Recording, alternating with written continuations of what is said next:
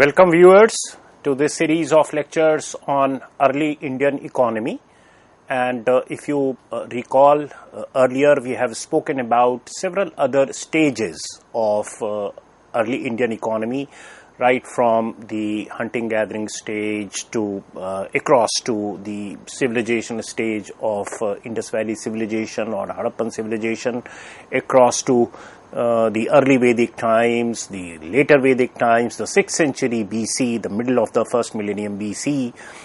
Changes is something that we have spoken about, and in sequence that brings us to the next stage of economic change registered in earlier Indian history, and that corresponds with what in political sense we understand as the Mauryan period. So basically, if you look at the timeline, we are talking of say 4th century BCE to around 2nd century BCE. So this is the time when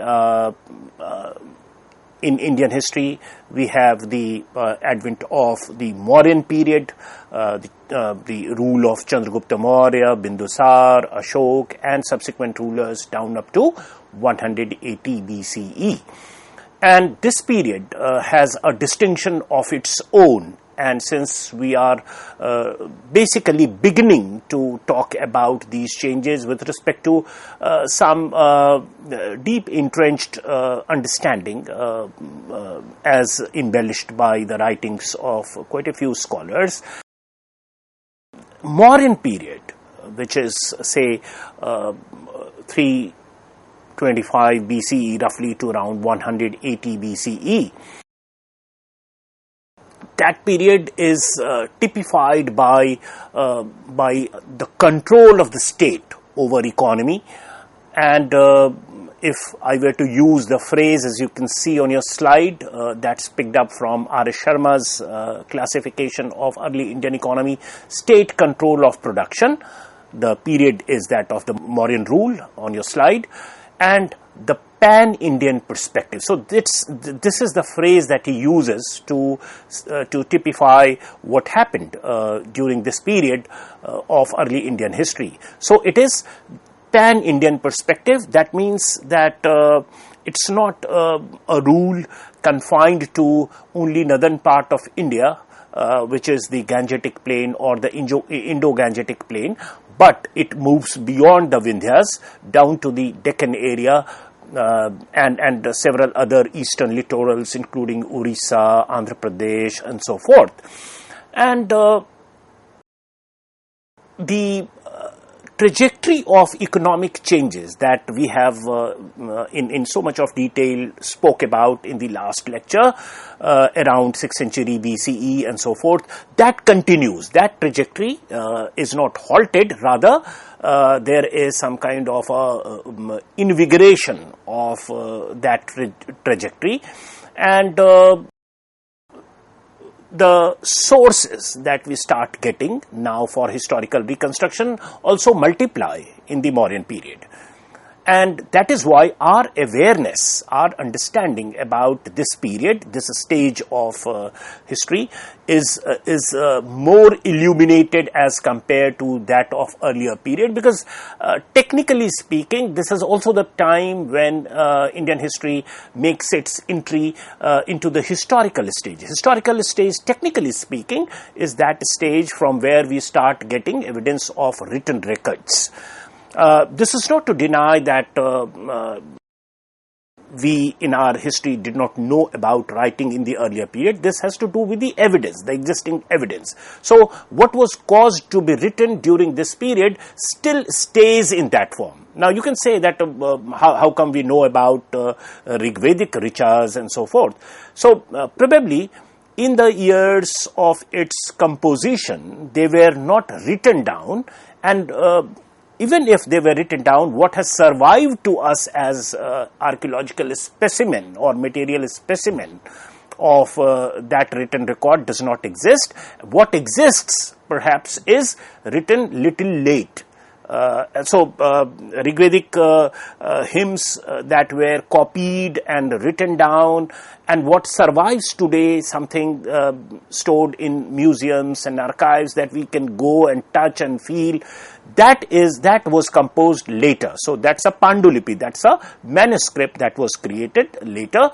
But the original composition, which could have survived for a long period of time in its oral form, or could have been written, but that has not survived to us.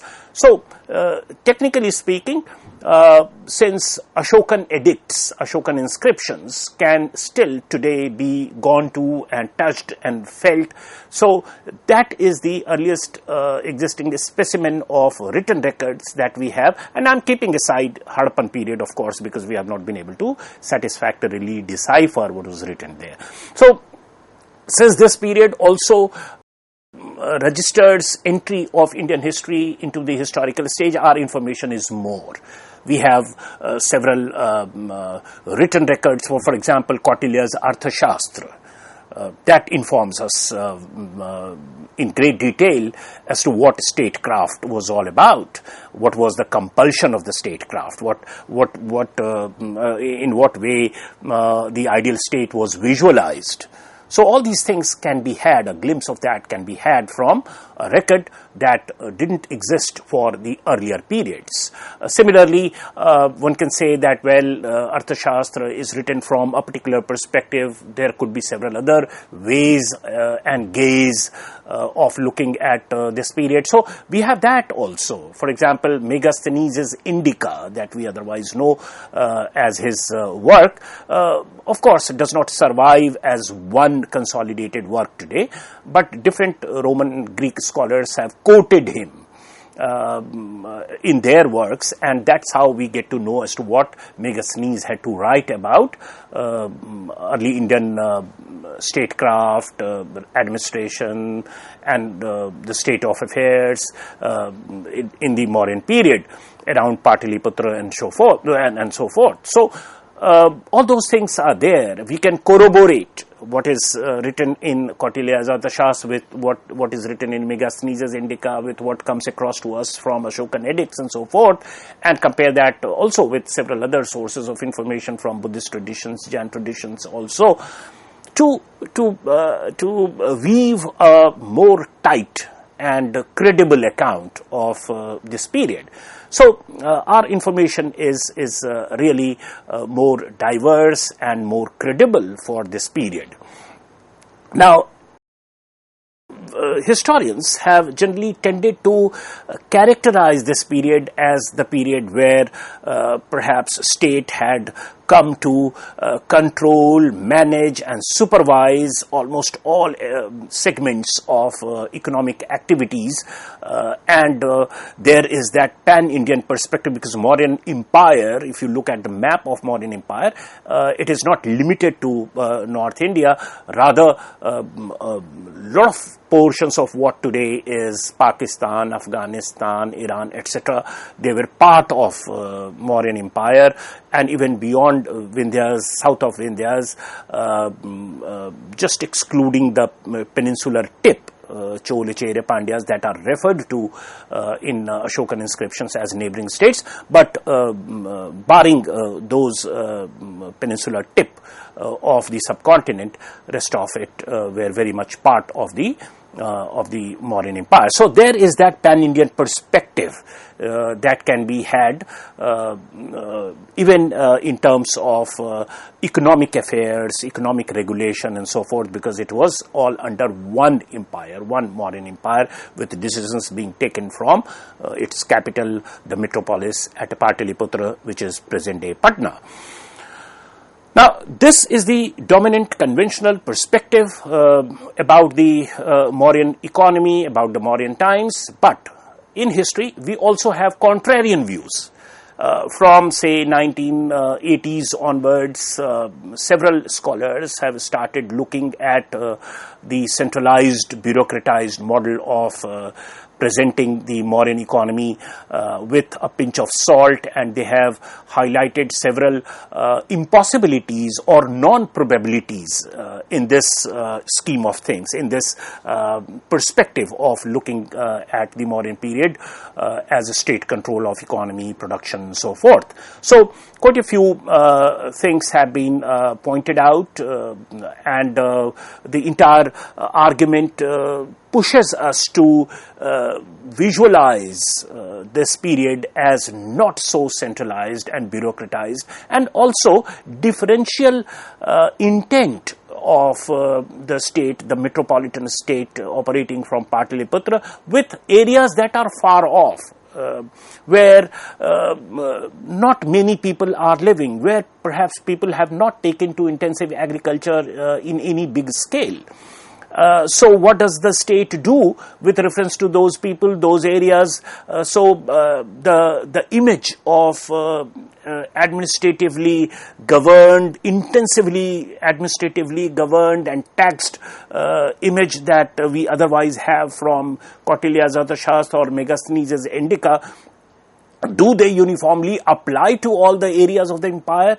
Perhaps no. So there is that view as well. And then there are arguments that talk of the feasibility of controlling far off areas given the archaic nature of transportation and communication during the period and so forth, how much time it would have taken for military to reach far off areas, distant areas from Pataliputra or even other centers where army was stationed and so forth.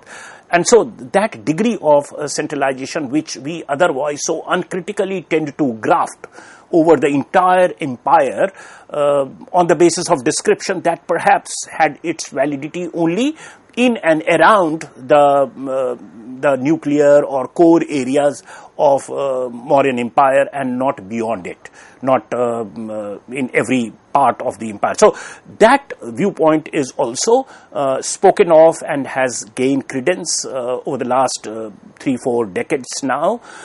And then we have yet another perspective where the process of state formation, the way it crystallized, say, in North India in the later Vedic period, culminating in Janapada formation or Mahajanapada formation around 6th century BC North India, the same kind of state crystallization of state society with the capacity to have significant surplus generation in economy, leading to the possibility of a state apparatus, the ruling lineages emerging as the ruling class in these areas, what some historians also refer to as secondary state formation, say in the case of Satvahans in the post-Mauryan period, or several Vakataks and several other polities that develop in the Deccan area and so forth. So that is yet another perspective that is also available to understand the degree of centralization and state control of economy during this period. So what we shall be doing over the course of these 2 lectures is to wade through all these arguments with reference to whatever evidence that we have, and try to make some kind of a sense which perspective, which model perhaps best suits the state of affairs, particularly with reference to economy and state control or lack of it with respect to this period, that is the Mauryan period. Now, talking of the conventional portrayal of Mauryan Empire or Mauryan economy as the one where state is the dominant and in fact overarching presence, some kind of unprecedented level of control is exercised, unprecedented expansion of economic activities of the state. State is controlling every domain of agriculture, agricultural activities, industrial activities, and also whatever is happening in the domain of trade and commerce. So if you have a cursory glance of say Kautilya's Arthashastra, the first thing that hits us in terms of imagery is overriding presence of the state, with a lot of officials mentioned to regulate and control and perhaps extract taxes, revenue from every bit of economic activity. So there is that overriding concern with maximizing revenue for the state. It seemed that the state is burdened with the responsibility of maximizing tax avenues and creating new ways and means to maximize taxes, and not to leave even any segment of economic activity without taxing them, and so forth. So that's the conventional dominant image that comes by an uncritical reading of Kautilya's Arthashastra or even Megasthenes' Indica and so forth. So initially we are talking of that, and then towards the next part of this lecture we shall also try to have a look at the other perspectives and see if they can make sense of the reality in a better way. So the state being in dire need of the surplus, not only in cash but also in kind, this was necessitated by the huge standing army. What do we mean by standing army? Standing army is where the armed personals are employed by the state for entire year, and they are not seasonal armies or private militias who are called upon to serve a particular purpose in times of need. Rather, they are on the payroll of the state, right? So, Kautilya gives us their salaries also, which is by the contemporary standards of the time, they were very well paid and paid in cash. So that apparatus, that brass of military had to be maintained all through. They had to be paid salaries in cash, and that created a kind of necessity for the state to constantly look for new avenues of taxing or intensifying taxation and not leaving any domain of economic activity beyond the purview of the state. Similarly, the policy of maintaining sufficient surplus in the treasury against emergencies. Now, this is so iconic of the Mauryas. This also gives us some kind of a peep into the welfarist tinge in Mauryan empire or administration or policies. Because if there is a drought, if there are some bad times, then the state has to come out, it has to open its treasury to bring relief to the people. And for that, perhaps the Mauryans, if we were to believe what is written in Kautilya's Arthashastra as the real situation and not as idealized kind of situation, so the state was in additional compulsion or pressure to maintain a good cushion of revenue treasury just for emergencies, and that level was almost the half of its kitty. So that was huge. And that also had extra kind of impact in terms of the way Mauryan rulers looked at economy and its regulation. Just to have an idea of what it must have been and what degree of exchequer we are talking about, Nandas, the iconic Nandas who were defeated by the Mauryas, if you look at their army, that was raised from 5,000 elephants, 20,000 cavalry and 50,000 foot soldiers to 60,000 elephants, 1 lakh cavalry and 2 lakh foot soldiers. Now this is happening for Nandas. and Mauryans are supposed to have doubled its size from that of the Nanda. So Mauryan army went on to almost double its size. Plutarch and Justin tells us that it was 600,000 men. Megasthenes tells us it was 400,000 men to defend the far-flung areas under the empire, and also continue with peasant subjugation. Prakriti Kop is the word that's used for wrath of people. I mean, people are not willing to pay taxes just for this. So there has to be some coercion. There has to be the dand perception embedded in the state. And for that, they needed officials, they needed personnels for army as well as administration, and all these things created burden on exchequer, burden on the Mauryan administration to continually look for maximizing its taxes, maximizing its revenue. So these are some of the points that one should remember in order to understand the compulsion of the Mauryan polity to regulate and supervise every economic activity under its purview. Of course, in the next part of the lecture, we shall continue with this and also look at the contrarian viewpoints. Thank you.